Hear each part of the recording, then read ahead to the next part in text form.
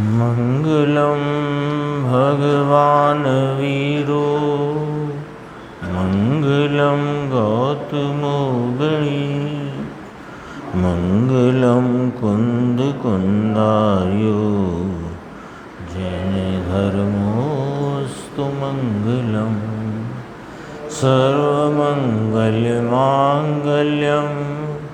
सर्वकल्याणकारकं प्रधानं सर्वधर्माणां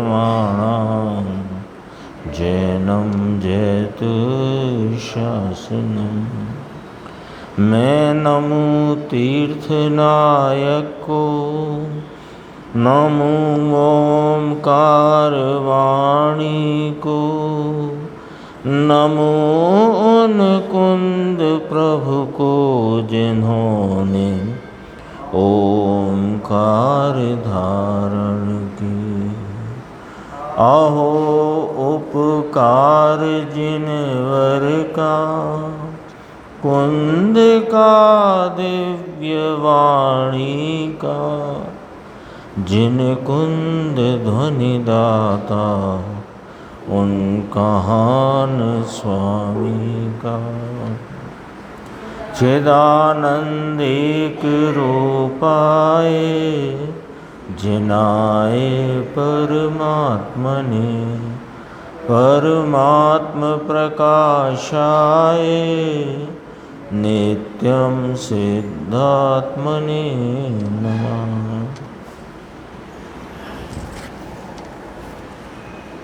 आचार्य योगेंद्र देवकृत परमात्म प्रकाश नाम का ग्रंथ और इसके दूसरे महाधिकार में मोक्ष मार्ग के निरूपण स्वरूप यहाँ पर जो विशिष्ट दोहा सूत्र आचार्य भगवान ने कहे, उसमें आज अपन ने 97 नंबर के सूत्र की चर्चा पूज्य गुरुदेव श्री से सुनी।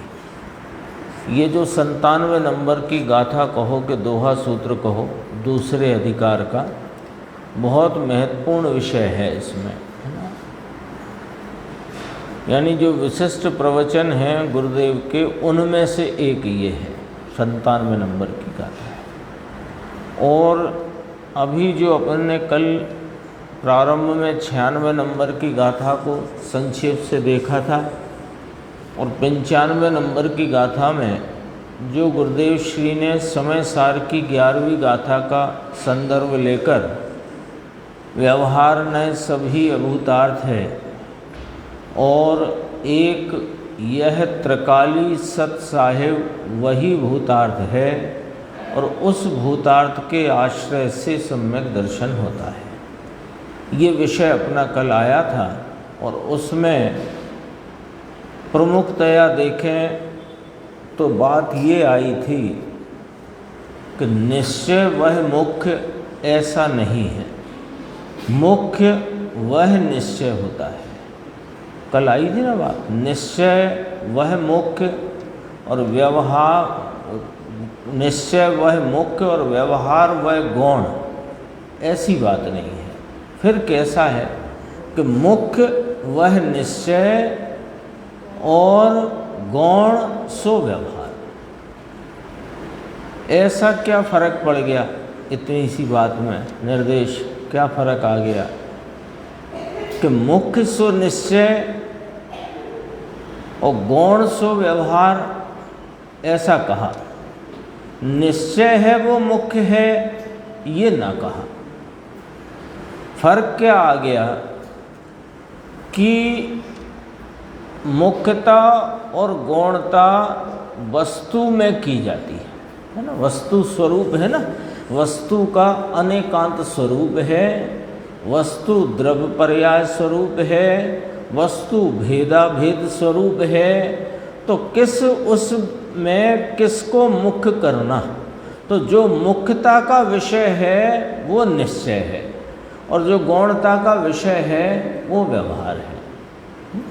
प्रयोजन के हेतु से, प्रयोजन के हेतु से, प्रयोजन क्या है कि अनादिकालीन पर्याय दृष्टि के कारण यह जीव चार गति में भटकता आया है, तो उससे छूटना हो तो और द्रव्य दृष्टि पूर्वक अपने स्वरूप की प्राप्ति रूप पूर्ण आत्मलाभ को प्रकट करना हो तो यही प्रयोजन है कि अपने द्रव्य स्वभाव को जाने, पहचाने और उसको दृष्टि में ले। ये प्रयोजन हुआ। तो उस प्रयोजन से जो मुख्य है वो निश्चय है और गौण है वो व्यवहार है। ये चर्चा अपनी आई थी, है ना। तो उसमें कहा कि पर्याय जो कि गौण है वो व्यवहार का विषय होने से वह होने पर भी नहीं है ऐसा असत्यार्थ कहकर, अभूतार्थ कहकर उसे निकाल दिया माने छोड़ दिया, उसका लक्ष्य छोड़ दिया। और जो मुख्य नाम अपना त्रैकालिक द्रव्य स्वभाव है, भूतार्थ वस्तु स्वरूप है, वही एक आश्रयभूत होने से उसको मुख्य करके उसको ही लिया। ये चर्चा आई थी, ख्याल में आ गई होगी जो चर्चा कल आई थी। अब देखो उसी विषय को थोड़ा अपन आगे देखते हैं और फिर आज जो अलिंग ग्रहण के 17, 18, 19, 20 ये चर्चा भी अपन ने कल सुनी थी, उसको भी अपन जरा देखेंगे। देखो ये पेज नंबर है 190, ऊपर की चौथी पंक्ति से देखो। ऐसी बातें हैं धर्म की। ऐसा कैसे है, ऐसा क्यों कहना चाहते हैं, है ना। ऐसा कैसे है कि द्रव्य स्वभाव वह मुख्य है, पर्याय स्वभाव वह गौण है, द्रव्य स्वरूप आश्रयभूत है, पर्याय अभूतार्थ लक्ष्य में लेने योग्य नहीं, जानने योग्य है, लक्ष्य में लेने योग्य नहीं, है ही नहीं, ऐसा नहीं। तो ऐसा क्यों कहना चाहते हो, क्या वजह है कि आप एक समूची द्रव्य पर्याय स्वरूप वस्तु में उसके पर्याय भाव को क्यों छुड़ाना चाहते हो, क्यों उसको छोड़ देना चाहते हो। तो कहा कि अनादि की पर्याय दृष्टि को छुड़ाने के लिए और आनंद रूप वस्तु के आनंद भाव की प्राप्ति के लिए इस प्रयोजन से यह विधि आचार्य परमात्मा सर्वज्ञ देव की परंपरा में कहते हैं। देखो क्या क्या कहना चाहते हैं कि वस्तु जो त्रिकाली है उसे तुम सत्य रूप से स्वीकार करो। सत्य नाम सतरूप भूतार्थ स्वरूप सत साहिब, आश्रय भूत अवलंबन भूत लक्ष्य में दृष्टि में लेने योग्य ऐसा स्वीकार करो। तथा पर्याय और रागादि भेद हैं उन्हें गौण करके असत्य रूप से जानो। देखो भाषा देखो गुरुदेव श्री की, समझ में आई बात। कैसे कहते हैं, गंभीरता देखना, बहुत गंभीर है ये। 95, 96, 97 विषय बहुत गंभीर है। क्या क्या इसमें गंभीरता है कि इसमें वो विषय दिखाते हैं जिसके अवलंबन से परिणति में मोक्ष मार्ग प्रकट हो और उसी के अवलंबन से, जिसके अवलंबन से मोक्ष मार्ग की पूर्णता होकर पूर्ण लक्ष्य की प्राप्ति हो, पूर्ण भाव की प्राप्ति हो, वो वाली बात इन गाथाओं में खिलाई गई है। यानी कि यह बात समझाई गई है कि भाई वह विषय क्या है। अनादि से तुम कहाँ अपने को मानकर पड़े हुए हो। तुमने पर्याय की हीनादिकता को और पर्याय में परिणत होती परिणमती अशुद्ध रागादि अवस्था को तुमने अपना स्वरूप मान लिया है, जो कि तुम्हारा वास्तविक स्वरूप नहीं है। तो जो तुम्हारा वास्तविक स्वरूप है वह तो त्रिकाली है, ध्रुव है, सामान्य है, सदरस है, केवल ज्ञानमय है, जन्म मरण से रहित है। ऐसा वह अपना सत साहिब उसको कैसे हम पहचान सकें, उसको हम कैसे अपने दृष्टि का विषय बना सकें, तो पहले जानना पड़ेगा ना। भाई तीर चलाकर, तीर से कोई लक्ष्य भेद करना हो, तीर से, तीर कमान होता है ना, तो लक्ष्य भेद करना हो तो उसको निशाने पर साधना है, बराबर इतना काम तो करना ही पड़ेगा। कमान से पे चढ़ा करके तीर को लक्ष्य पर साधने का, लेकिन लक्ष्य कहाँ है वो तो ख्याल में पहले लेना पड़ेगा ना। वह कौन है जिसको दृष्टि में लेना है। हमारी दृष्टि अनादि से पर्याय और रागादि पर रही, इसलिए इस जीव को एक आनंद का किंचित अंश भी परिणति में प्रकट न हुआ, संचेतन में न आया, सुख का वेदन हुआ ही नहीं। तो अब जिसे लक्ष्य में लेना है वो जानना तो पड़ेगा ना। वो चर्चा यहाँ पर अपने सामने चलती है। देखो, वस्तु जो त्रिकाली है उसे तुम सत्य रूप से स्वीकार करो। यहाँ क्या शब्द डाला? स्वीकार करो। और पर्याय तथा रागादि भेद हैं, उन्हें गौण करके असत्य रूप से जानो। फर्क आया दोनों स्थान पर, है ना। भाव भेद पकड़ में आता है। जय कुमार जी भाई साहब, देखो क्या कहना है। सत्य रूप से स्वीकार करो किसको? जो त्रिकाली सामान सदृश एक रूप ज्ञायक परमात्मा है, उसे सत्य रूप से स्वीकार करो। और जो पर्याय रागादि भेद हैं, नहीं है ऐसा नहीं, पर हैं, वे सत स्वरूप आत्मा से न्यारे हैं, इसलिए असत्य हैं, इसलिए उन्हें गौण करके वे नहीं हैं ऐसा जानो। यहाँ जानना कहा, वहाँ स्वीकार करना कहा, क्योंकि अनादि से ये पर्याय को स्वीकार करके बैठा है। तो वो तो जानो, व्यवहार में जानने का विषय है और निश्चय का विषय स्वीकारने का विषय। देखो, अब मुमुक्षु ने कहा कि पर्याय रागादि भेद को आप असत्य कहते हो, लक्ष्य में से छोड़ने का कहते हो और उसको अभूतार्थ कहते हो। पर्याय को आप अभूतार्थ कहते हो, अरे ध्येय तो वही करेगी ना। ध्येय को पकड़ने वाली तो पर्याय ही है ना साहिब।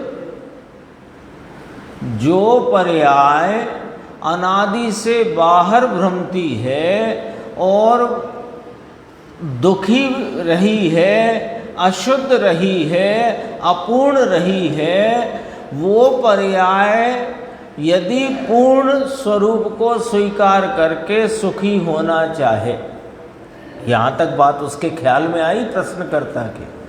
प्रश्न करने वाले को ये बात यहाँ तक ख्याल में आ गई कि अनादि से पर्याय बाहर भ्रमने से और अशुद्धता में, दुख में परिणमित है, तो इस पर्याय में सुख की प्राप्ति हो, पर्याय में पूर्णता की प्राप्ति हो, तो उसे पर्याय को द्रव्य स्वभाव का ध्यान करना पड़ेगा। नाम उसे ध्येय में लेगी तो पर्याय।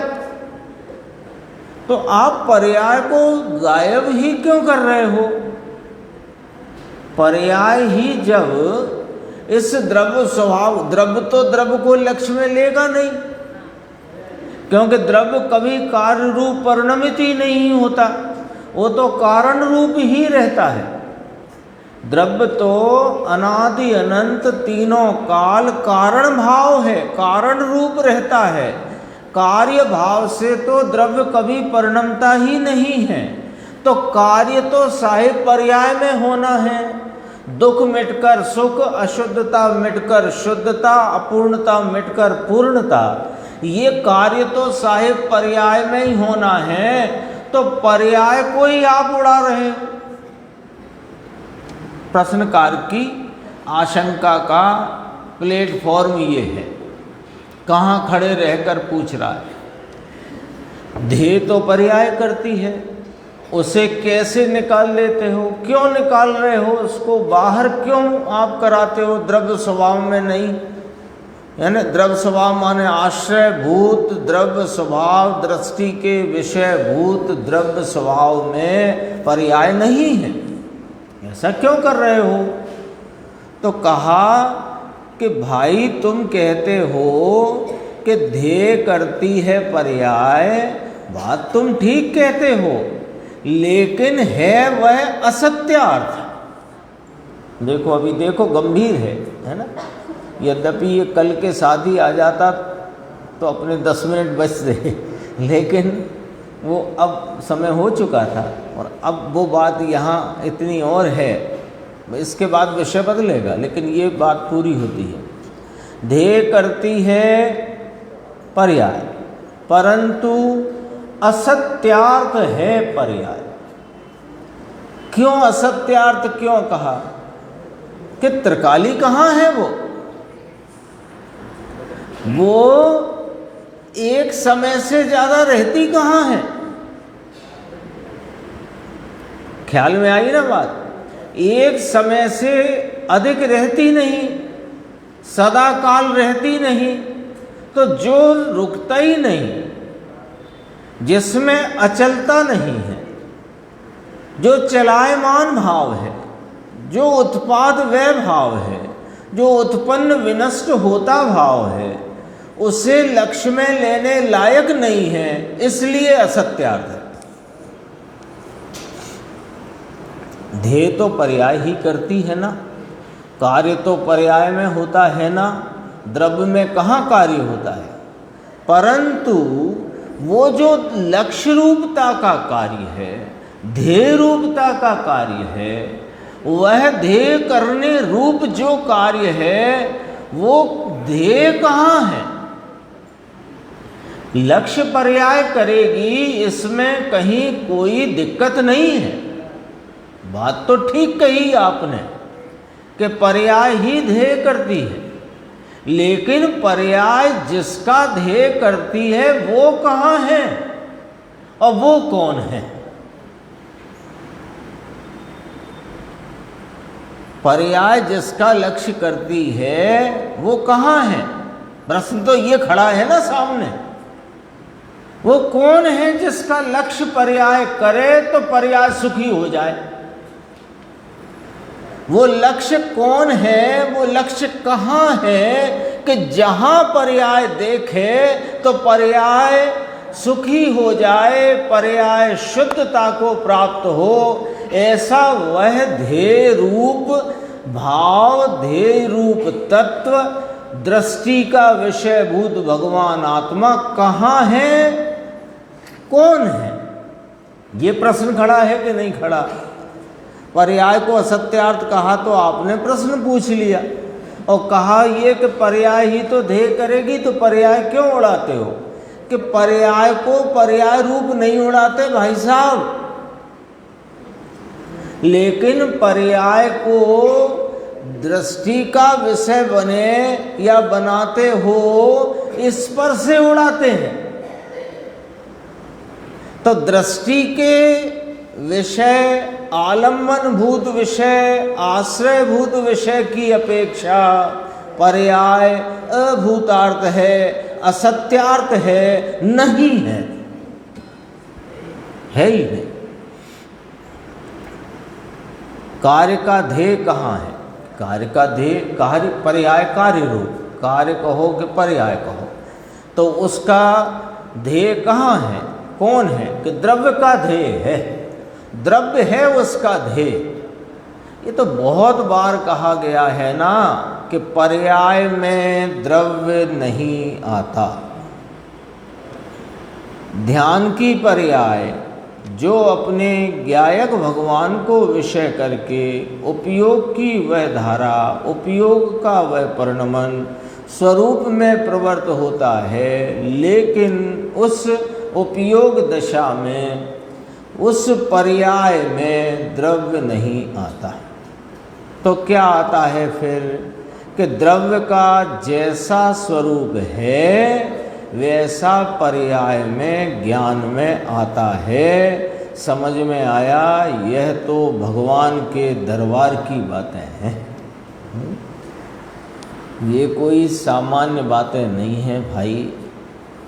ये इधर उधर सुनने मिल जाएं वो बातें नहीं हैं। तो कोई भाग्यशाली होता है उसको सुनने मिलती है ये बातें, वो वाली बातें। यानी जिसका संसार का किनारा निकट को है, जिसको शीघ्र ही अपने पूर्ण भाव की प्राप्ति होने का काल पक रहा है, उसको ये सुनने मिलती है, उसको ही समझ में आती है बातें। ये अलौकिक हैं, पूरी दुनिया से न्यारी बातें हैं। आप पूरी दुनिया में चले जाना, ये वाली बातें आपको नहीं मिलेंगी कहीं, पूरी दुनिया में नहीं मिलेंगी। एक दिगंबर जिन दर्शन के सिवाय, उसमें भी यह जो कुंद कुंद आचार्य देव ने अध्यात्म खिलाया है ये, और फिर अमृत चंद्र आचार्य भगवान ने उसमें 4 चांद लगा दिए, उसकी रहस्य को, उसके मर्म को, उसके अभिप्राय मंतव्य को खिला दिया है। और फिर गुरुदेव श्री ने उसमें 19 बार तक सभा में वांचन करके एक एक शब्द बाई शब्द उसका अर्थ क्या और उसका अभिप्राय क्या, वो सब अपने सामने रख दिया। ये बातें नहीं मिलेंगी कहीं। हाँ, टीका की टीका है बहुत। देखो अब ये बात हुई तो थोड़ी बीच में एक प्रश्न आया।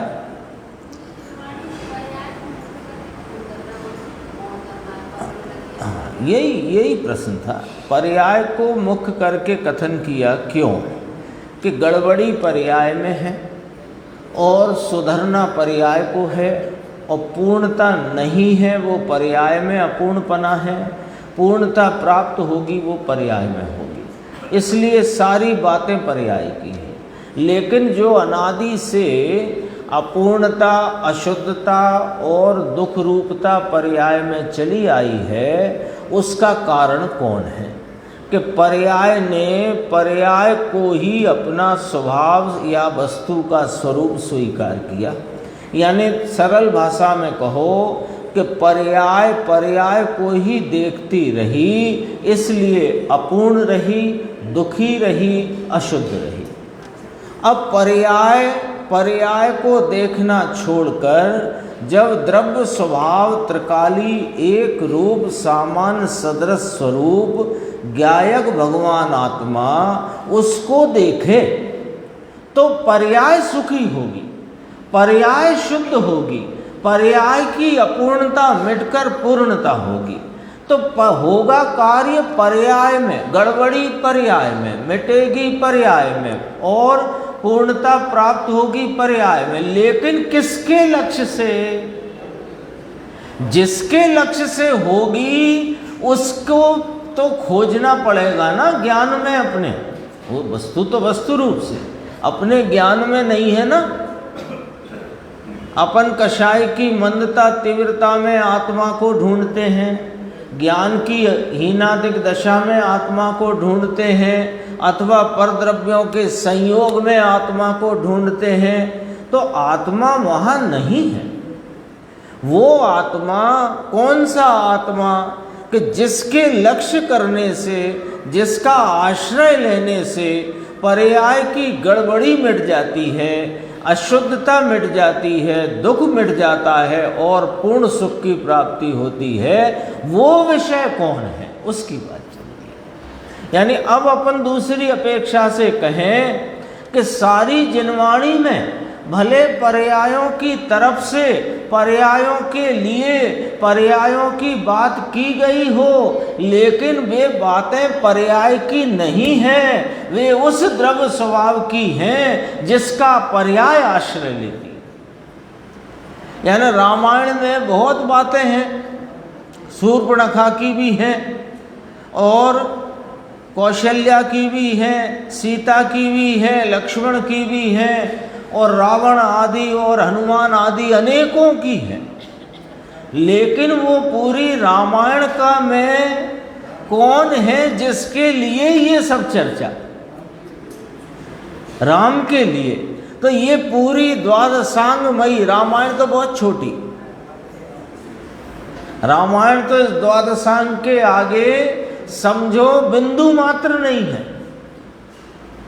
उस द्वादशांग का एक ही राम है, ये आत्म राम। कौन? त्रिकाली ध्रुव ज्ञायक एक रूप सामान्य सदृश स्वरूप अपना यह चैतन्य महाप्रभु, ये द्वादशांग रूपी रामायण का राम है।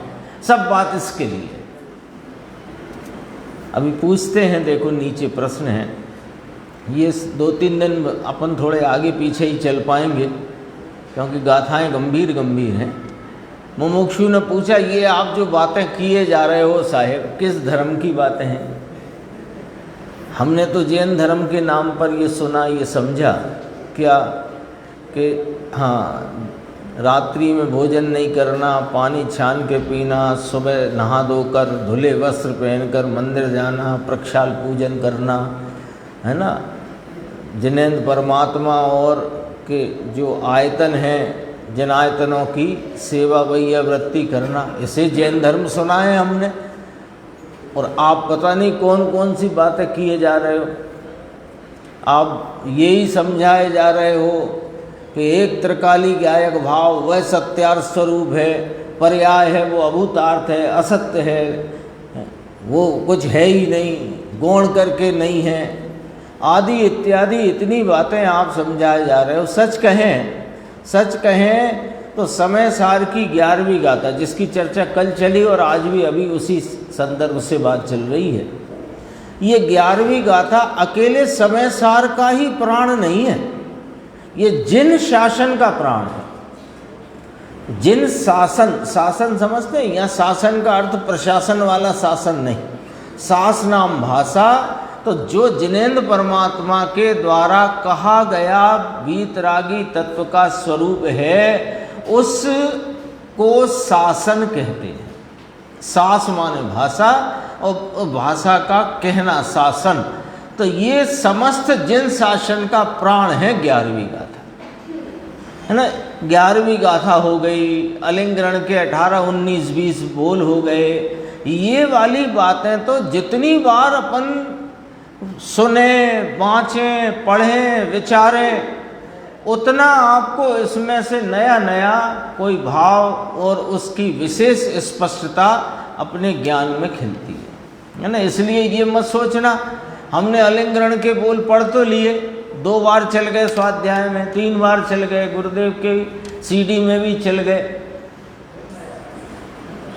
अरे वो यदि गुरुदेव का पता है, सुबह उठ कर के गुरुदेव उठते थे 4 सवा 4 बजे, ब्रह्म मुहूर्त जिसे कहते हैं वैदिक लोग, और 175 बोलों को याद करते थे। तो वो उससे कहते थे पर्यटन करना।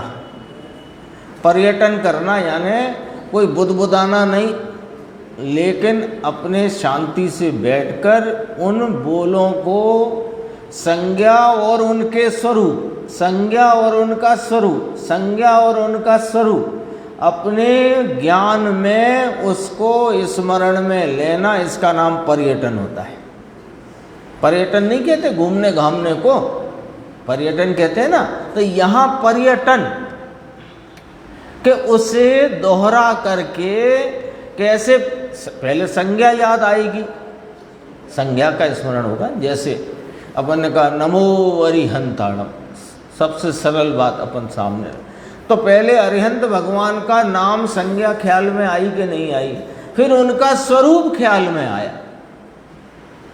ऐसे वे 175 बोल या 175 पॉइंट प्रतिदिन सुबह पर्यटन में नाम स्मरण में लेते थे, जिसमें अलिंगरण के 20 बोल, 47 नए 47 शक्तियाँ, समय सार की प्रथम 16 गाथाएँ और अव्यक्त के 6 बोल, ऐसे करके पौने, और श्रीमद के कुछ बोल थे, ऐसे करके 250 पॉइंट प्रतिदिन सुबह उठकर स्मरण में लेना, अकेले नाम नहीं। अपने तो क्या पद्धति हो गई है, होनी नहीं चाहिए, हो गई है कि 5 परमेष्टि का नाम स्मरण करना। तो 5 परमेष्टि का नाम कैसे स्मरण करना, कि आदर पूर्वक। तो अपन कैसे करेंगे, नमो अरिहंताणम, ऐसे करेंगे ना पूरा पंच नमस्कार में। तो उसका शॉर्ट कर लिया, असिया ऊषा। अरे ये क्या होता है, 108 बार करना। एक बार कर लो ना भाई साहब, क्या जरूरत है 108 बार करने, एक बार कर लो। वो अरिहंत का स्वरूप तुम एक बार तो स्मरण में लो, तुम्हें ये गायक स्मरण में आ जाएगा।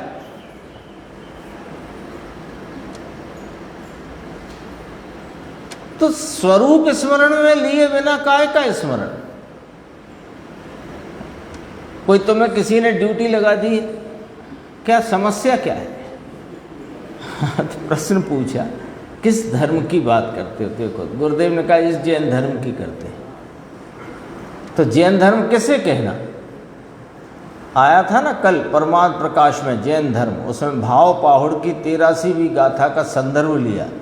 जैन धर्म किसे कहना, सुनो अब जरा ध्यान से, फिर आगे बढ़ते हैं अपन। कि जो पूजा, भक्ति, वंदन, वैयावृत्य, श्रवण, कथन, कहना आदि सब जो विकल्प है वह जैन धर्म नहीं है। अपन तो सोच रहे थे है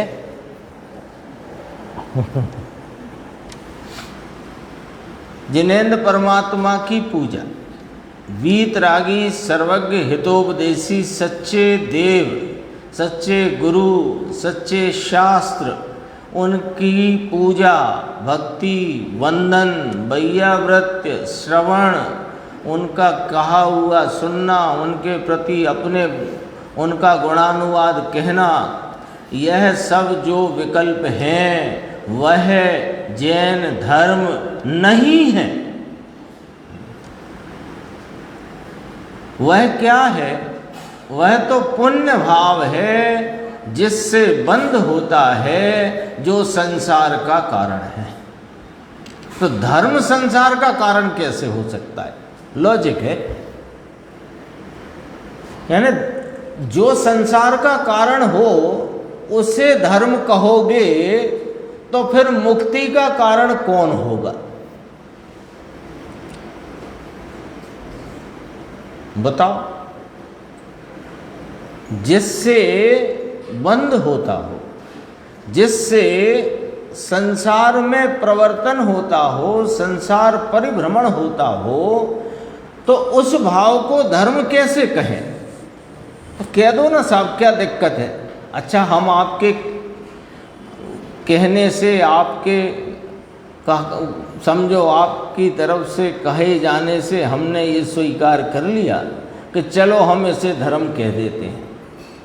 अब हमने इसे धर्म कह दिया, अब आप हमें वो बताओ जिससे मुक्ति होती है, फिर उसे क्या कहना है? नहीं आया पॉइंट? समझ में आया कि नहीं आया? यदि जिनेंद्र परमात्मा की पूजा, भक्ति, वंदन, वैयावृत्ति, उनके कहे उपदेश का श्रवण, उनके प्रति गुणानुवाद का कथन, यह जैन धर्म नहीं है, ऐसा जब कहा तो आपने हमको ऐसा कहा कि कह दो ना धर्म, इसको क्या तकलीफ है? तो हमने कहा कि हम कह देंगे आपके कहने से इसको धर्म, पर इससे तो संसार चलता है। और आपने कहा धर्म कह दो, सो हमने धर्म भी कह दिया। अब आप हमें वो भाव बताओ जिससे संसार से मुक्त हुआ जाता है। अब आप बताओ, आपकी जिम्मेदारी। आपने जबरन कहकर उन भावों को जो पुण्य पाप रूप अशुद्ध विकारी भाव हैं, उनको आपने हमसे जबरन कहकर धर्म कहलवा दिया। हमने आपकी बात मानकर कह दिया। अब हमारा प्रश्न है कि अब आप वो भाव बताओ जिससे संसार से मुक्त हुआ जाता है, और उसे क्या कहना है सो बताओ। अब तो प्रश्न उल्टा फंस गया ना आकर। तो इसका अर्थ क्या निकला कि धर्म उसे कहते ही नहीं जो संसार में प्रवेश कराता है। धर्म तो कहा जाता है उस भाव को जो जीव को स्वभाव है ना, स्वभाव में धारण करे, उसको सुख रूपता उसको प्राप्त हो, उसे धर्म कहेंगे, है ना। इसलिए कहा कि यह जैन धर्म नहीं बाकी व्रत। ऐसा क्यों कहा, ऐसे धर्म क्यों नहीं कहा? वापस स्पष्टीकरण किया कि पूजा भक्ति वंदन भैया व्रत क्यों जैन धर्म नहीं है, कि वह तो देव गुरु शास्त्र पर द्रव्य के आश्रय से होने वाला भाव है। बोलो, सच्चे देवगुरु शास्त्र की पूजा, उनकी भक्ति, उनका वंदन, उनकी वैयावृत्ति, ये बताओ स्वयाश्रित भाव है कि पराश्रित भाव? तो पराश्रित भाव है तो उसमें आश्रय नाम लक्ष्य तो पर के ऊपर है, स्वयं के ऊपर नहीं। और व्रत तप का भाव शुभ भाव है, वो कोई जैन धर्म नहीं, ऐसा कहा है। वहाँ तो भाव पाहुड़ की 83 नंबर की गाथा आचार्य कुंद देव ये कहा। इसी बात को और स्पष्ट करते हुए गुरुदेव कहते हैं, क्या कहते हैं? अलिंग ग्रहण में, अलिंग ग्रहण माने प्रवचन सार की 172 गाथा की अमृत चंद्राचार्य देव की टीका में, उस गाथा की टीका करते हुए जान अलिंगहिणम शब्द से कहा कि अनेक अर्थों की प्रतिपत्ति होती है, तथापि यहाँ मैं 20 बोल कहता हूँ। तो 20 बोल वहाँ कहे, है ना। इसको थोड़ा इसका भाव पकड़ लेना इस शब्द का। तो अलिंग्रहण नाम तो बहुत सुना। आ माने नहीं, लिंग माने चिन्ह, ग्रहण माने प्राप्त करना। जिस चिन्ह से आत्मा प्राप्त नहीं होता उसको अलिंग ग्रहण कहते हैं। ख्याल में आ गई बात? आ गई कि नहीं आ गई? जिस चिन्ह से आत्मा ग्रहण नहीं होता उस चिन्ह को अलिंग ग्रहण कहते हैं, ये यहाँ कहना है। तो अलिंग ग्रहण का 17वां बोल याद किया, किस संदर्भ से किया? कि पूजा भक्ति वंदन भैया व्रत ये जैन धर्म नहीं है। इसी संदर्भ से आगे बात बढ़ी ना। देखो, यति की बाह्य क्रिया का जिसमें अभाव है, किसमें? इस चैतन्य भगवान में। यह मुझ ज्ञायक भगवान में यति की बाह्य क्रिया का अभाव है। यति की बाह्य क्रिया समझ गए? मुनिराज के जो अचेलकपना, श्रृंगार आदि का अभाव और बाह्य में 4 हाथ भूमि देखकर चलना, 28 मूल गुण, 5 महाव्रत आदि का जो पालन दिखाई देता है, ये सब क्या है? यति का बाह्य लिंग है, चिन्ह है। यति का बाह्य चिन्ह क्या है? ये जो अभी अपन ने बात की। तो उसका, उन चिन्हों का, यति के बाह्य में दिखने वाले नग्नपना, श्रृंगार का अभाव आदि ऐसे सब भावों का आत्मा में अभाव है। 5 महाव्रत, समिति, गुप्ती आदि ये सब विकल्प हैं, ये वस्तु में नहीं। यति की बाह्य क्रिया का जिसमें अभाव है, ऐसा यह आत्मा अलिंग ग्रहण है। अलिंग ग्रहण माने ये यति के बाह्य लिंगों से ग्रहण नहीं होता। आ गया ख्याल में? 5 महाव्रत आदि के विकल्प से आत्मा ज्ञात हो, ऐसा नहीं है। और फिर अब गुरुदेव को चूंकि 17वां याद आया तो फिर 18, 19 और 20 भी यहाँ स्मरण में आ गए, तो अपन भी उसका संक्षिप्त भाव समझते हैं। देखो, और 18वां यह है, अर्थाव बोध रूप गुण विशेष उसके आलिंगन रहित शुद्ध द्रव्य है ये आत्मा। आत्मा कौन सा आत्मा? भूतार्थ सत साहेब। कौन सा भूतार्थ सत साहेब? 11वीं गाथा में जो कहा, भूदत्त मस्जिदो खलु सम्मादिठी हवदि जीवो बाला, उसकी बात चलती है यहाँ। अर्थावबोध रूप गुण विशेष। अर्थ अवबोध रूप गुण विशेष। अर्थ नाम पदार्थ, अवबोध माने जानने में आए, ऐसे रूप को धरते हुए गुण विशेष। कैसे जानते हो आप ये पुद्गल है? कि इसमें स्पर्श रस गंध वर्ण वाले जो गुण विशेष हैं उनसे यह पुद्गल पदार्थ है, हमको ऐसा अवबोध होता है। कैसे अवबोध हुआ? अवबोध माने जानना। ये कैसे जान लिया आपने कि ये पुद्गल है? कैसे जान लिया?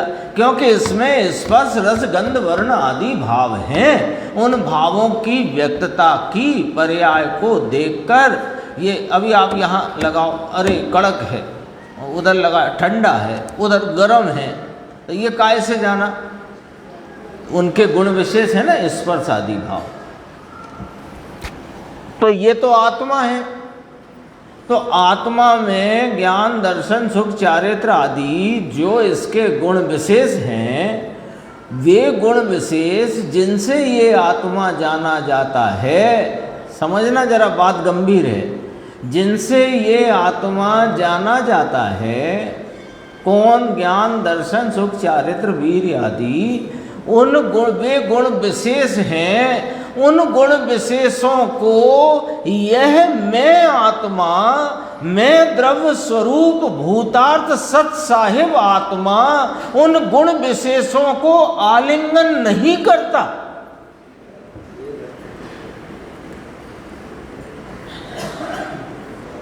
वे गुण भेद जो हैं, वे जो गुण विशेष ज्ञान दर्शन सुख चारित्र वीर इत्यादि, उनको मैं आलिंगन नहीं करता, मैं उन्हें स्पर्श नहीं करता। यानी वे जो गुण विशेष गुण भेद हैं, उनसे यह आत्मा जाना नहीं जाता। लो, पहले कहा कि इन गुण भेदों से आत्मा जाना जाता है, फिर कहा कि नहीं जाना जाता है। ये दो दो बातें क्यों कर रहे हो आप? अरे वे गुण विशेष जिनसे आत्मा जाना जाता है कि इन गुण वाला आत्मा होता है, ऐसा जाना जाता है। ये गुण भेदों से आत्मा का जानना है, पर इससे आत्मा जो एक रूप अभेद भूतार्थ सत साहिब अखंड तत्व है, वो अखंड तत्व इन गुण भेदों से नहीं जाना जाता। वो जो अखंड अभेद एक रूप सामान्य सदृश ज्ञायक भगवान है, वो इन गुण भेदों को आलिंगन नहीं करता, स्पर्श नहीं करता, उन्हें छूता ही नहीं। वह इन गुण भेदों से सदा काल रहित है। तो अद्भुत अद्भुत बातें हैं जिन शासन में कि समझो गुरुदेव का तो मन ही नहीं भरता, और उन्हें पढ़ पढ़ के अपना मन नहीं भरता। देखो क्या कहा ये कहते हैं अर्थ अवबोध रूप गुण विशेष, पदार्थ का ज्ञान विशेष। अर्थ अवबोध माने जानना, तो उस अर्थावबोध रूप गुण विशेष के आलंगन रहित शुद्ध द्रव्य है। शुद्ध द्रव्य का अर्थ क्या?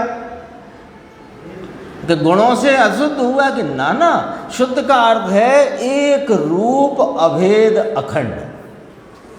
वह द्रव्य जिसका आश्रय लेने से पर्याय शुद्ध होती है, वो शुद्ध द्रव्य।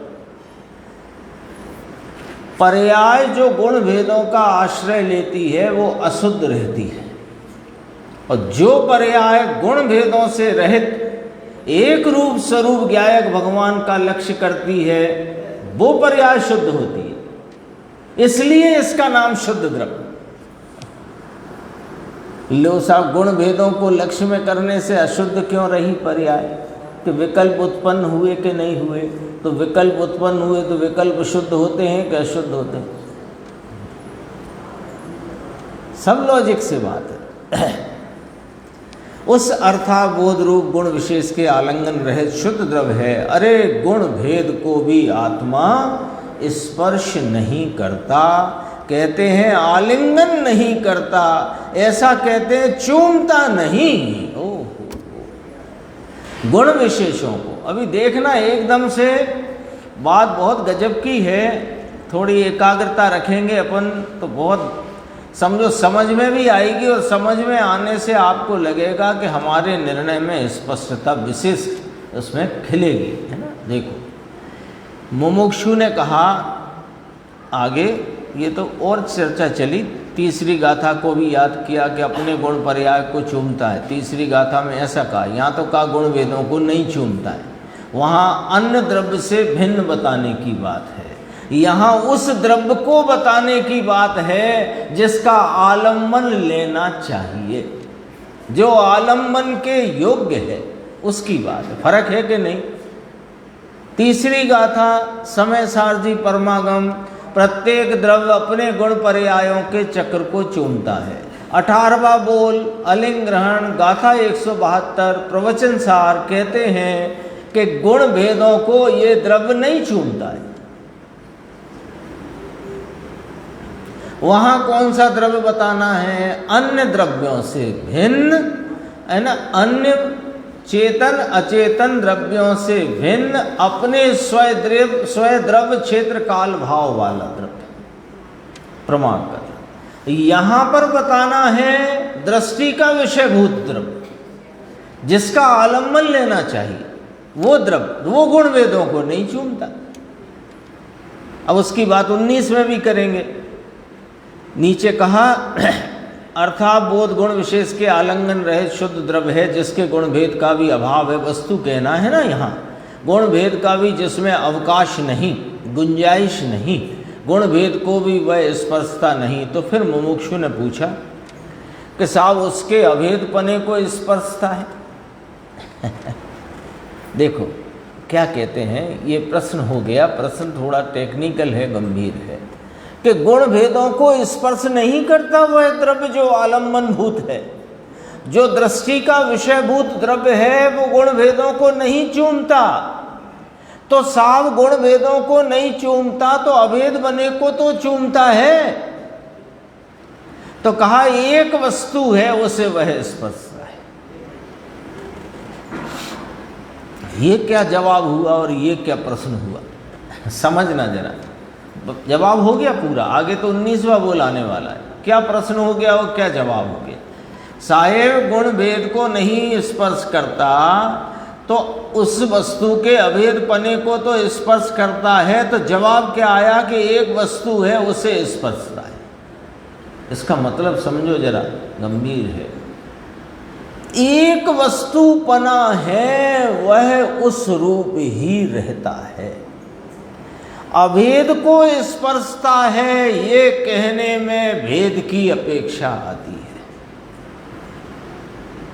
ये कहने पर कि अभेद को स्पर्शता है तो आ माने नहीं, भेद माने जिसमें भिन्नता भेदभाव है, तो भेद की अपेक्षा आ गई कि नहीं आ गई? ये इधर सब बैठे हैं, जैन हैं, और वो वहाँ सब्जी बेच रहे हैं, मान लो, अपन ने कहा कोई अजैन है, तो क्या अपेक्षा आई?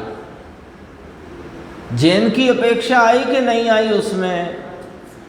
तो अभेद को स्पर्शता है, इसमें भेद की अपेक्षा आती है। अरे ये तो निरपेक्ष एक वस्तु स्वरूप है, उसको ही स्पर्शता है, ये भेद को नहीं, अभेद को नहीं, ये छोड़ दो जरा।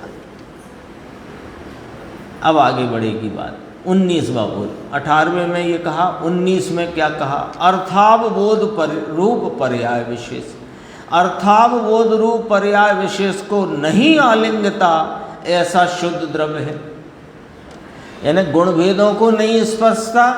सरल है 19वां, जैसे गुण भेद के संदर्भ से समझा, ऐसे पर्याय भेदों को भी नहीं स्पर्शता, क्योंकि इसके तो एक वस्तु बना है। ठीक है, अब 20वां देखेंगे। फिर अंत में ऐसा कहा, अंतिम बोल, अलिंग ग्रहण के जो बोलों का क्रम है उसमें अंतिम बोल। प्रत्यक्ष क्या कहलाता है? प्रत्यभिज्ञान बोल दिया, प्रत्यक्ष प्रत्यभिज्ञान बोलना है गुरुदेव को। प्रत्यभिज्ञान, प्रत्यभिज्ञान का कारण ऐसा जो द्रव्य, प्रत्यभिज्ञान अर्थात ये है ऐसा, ऐसा जो प्रत्यभिज्ञान का कारण, ऐसा जो द्रव्य, उसे नहीं स्पर्शता आत्मा शुद्ध पर्याय रूप है। अभी आपने कहा पर्याय भेद को नहीं स्पर्शता, उसके पूर्व में कहा गुण भेद को नहीं स्पर्शता, फिर हमने पूछा अभेद पने को स्पर्शता है तो आपने कहा एक वस्तु पने है वह। सब बात याद रखना। अभी अब क्या कह दिया? प्रत्यभिज्ञान का कारण ऐसा जो द्रव्य, फिर देखो सेमी कोलन लगाया इसमें, यहाँ रुक जाते हैं अपन, अर्ध विराम है ना, अल्प विराम, तो विराम लेते हैं। प्रत्यभिज्ञान का कारण ऐसा जो द्रव्य। अब प्रश्न हो गया कि प्रत्यभिज्ञान क्या है? कि प्रत्यभिज्ञान माने वर्तमान ज्ञान की अवस्था में पूर्व में जाने हुए को वहाँ रखकर यही है ऐसा जानना। ख्याल में आ गई बात? सरल है, घबराने की बात नहीं है, है ना। ये घड़ी पहने हो ना आप, घड़ी पहने हो तो ये घड़ी आपकी खो गई, मान लो थोड़े दिन, 2-4 दिन, 6 दिन खो गई। फिर अचानक से आपको कोई ड्रॉवर खोलने में कि टीवी के पीछे साफ सफाई करते में और वो घड़ी आपको दिख गई। तो दिखी, अभी दिखी है, हाथ भी नहीं लगाया घड़ी को, दिखी है, बस यहीं रुक जाओ, दिखी है वहाँ रुक जाओ। अब क्या वहाँ आपके ज्ञान में क्या खिला? वो घड़ी जैसे ही दिखी तो ज्ञान में क्या खिला कि जैसे ही वो घड़ी दिखी तो ये घड़ी कैसी है आपकी, जो आपने साल 6 महीने पहले खरीदी थी, और उसका क्या रंग रूप है, उसका क्या स्वरूप है, वो आपके ख्याल में है कि नहीं, है ना। अब जैसे ही वो घड़ी आपको टीवी के पीछे दिखी तो दिखते ही जो आपकी वर्तमान ज्ञान की पर्याय में वह पूर्व में निर्णीत ज्ञात घड़ी का स्वरूप और ये है ऐसा वहां जो ज्ञान खिला, इसका नाम प्रत्यभिज्ञान। मैंने शास्त्र की भाषा का प्रयोग नहीं किया है ना, जोड़ रूप ज्ञान को ये सब नहीं बताया है, अपने समझना है।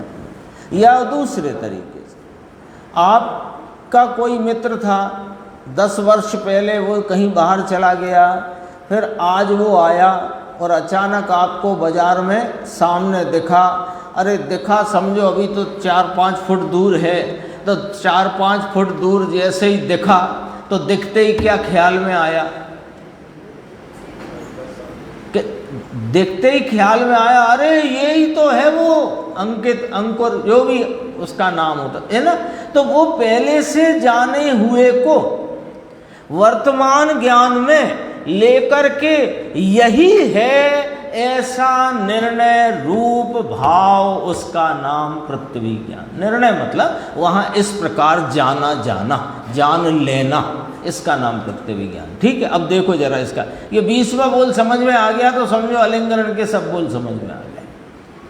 अब 18 नंबर और 19 नंबर के बोल में क्या निर्णय किया था कि गुण भेदों से रहित, गुण भेदों को जो स्पर्श करता नहीं, गुण भेदों से रहित, जो पर्याय भेदों को स्पर्श करता नहीं, ऐसे पर्याय भेदों से रहित एक रूप सामान्य सदृश स्वरूप आत्मा है, ऐसा जो ज्ञान में निर्णय में लिया था, और जब निमित्त का लक्ष्य छोड़कर, राग आदि के विकारी भावों का लक्ष्य छोड़कर और पर्याय का भी लक्ष्य छोड़कर जो इस सामान्य सदृश एक रूप ज्ञायक को लक्ष्य में लिया, तो लक्ष्य में आते ही यह जो आत्मा का वहाँ पर्यायों का भाव प्रकट संचेतन में आया, तो यही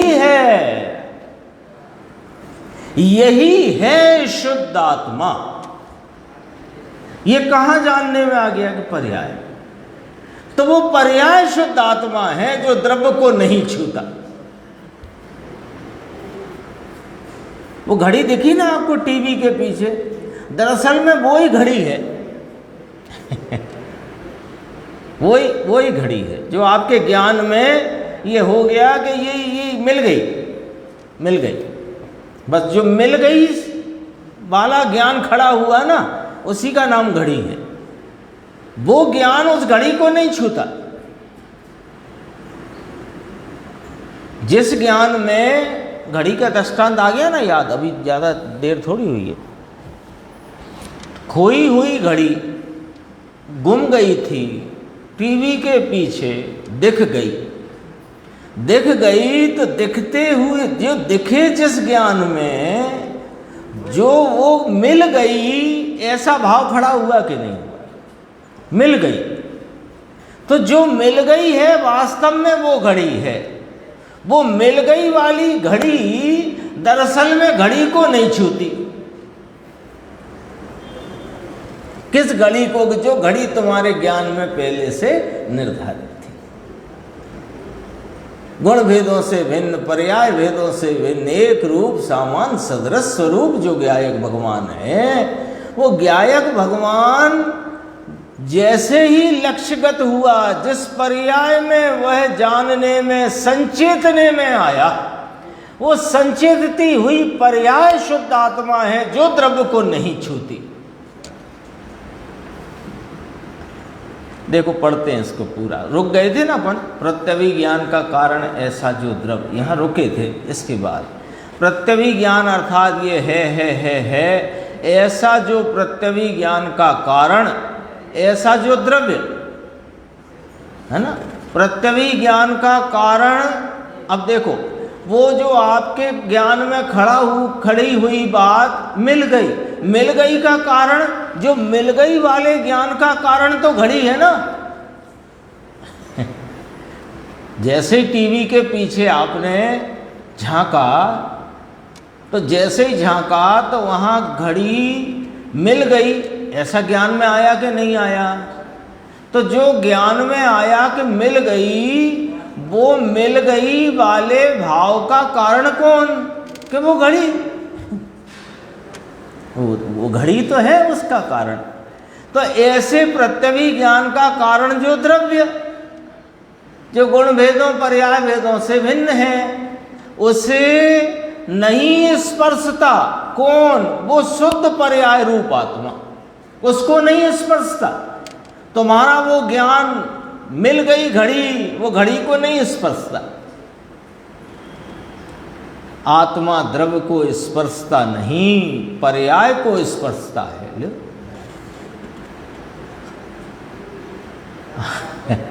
11वीं गाथा से बात चली थी। पर्याय आदि सब व्यवहार अभूतार्थ है, असत्य है नहीं, गौण करके नहीं है, वहां से बात चली थी। और अब बात आई अलिंगरण के 20वें बोल। अब कह रहे हैं कि आत्मा शुद्ध पर्याय रूप है, और वह जो शुद्ध पर्याय रूप आत्मा द्रव्य को स्पर्शता नहीं, वो तो पर्याय को स्पर्शता है। अब वो गाथा फिर याद करो, 11वीं गाथा। भूदत्त मस्जिदो खलु सम्मा दिट्ठी हवदि जीवो, है ना। अब वो सम्मा दिट्ठी हवदि जीवो, ये पर्याय आत्मा है। वो कौन सी पर्याय? कि भूदत्त मस्जिदो खलु, जिसने भूतार्थ का आश्रय लिया तो भूतार्थ के आश्रय में जो यह भाव प्रकट हुआ, वो भाव प्रकट हुआ तो वो आत्मा है। कि समझ में नहीं आई बात, ठीक है और समझो। ये इधर एक कटोरी में मिश्री, एक कटोरी में फिटकरी, एक कटोरी में नमक रखा है, ठीक है। जैसे ही आपने ये ज्ञान में लिया कि फिटकरी से भिन्न, नमक से भिन्न मिश्री रूप मिश्री है, ऐसा अभी ज्ञान में निर्णय किया है। कटोरी की चीज़ कटोरी में है, कटोरी की चीज़ कटोरी में है। जरा ये थोड़ा दूसरा उदाहरण है, अपने को समझना क्या है कि शुद्ध पर्याय या वो जो आत्मा को शुद्ध पर्याय क्यों कहा, बस इतना समझना है। इसके लिए उदाहरण है, पूरा विषय उस उदाहरण में नहीं फंसेगा, समझना बात को। अब ये जो मिश्री है, ये मिश्री आपने ऐसे ये रसना इंद्री के संपर्क में आकर के उसके निमित्त से वह मिश्री के मीठे पने का स्वाद आपके ज्ञान में आया। तो अब आप बताओ कि जो मीठे पने का स्वाद है उसी पर से तो आप कह रहे हो कि हाँ ये मिश्री है, कि कटोरी में देख देख के कह रहे हो? स्वाद लेके ही तो कहा। जैसे ही मिश्री का आपने ज्ञान में उसका स्वरूप, उसके रस गुण का प्रकट भाव आपके ज्ञान में जैसे ही ज्ञात हुआ, तो वो ज्ञान में ही ये बात खड़ी हुई ना मिश्री है। तो वो स्वाद ने ये घोषणा करी कि ये मिश्री है। किसने घोषणा करी? कटोरी ने घोषणा करी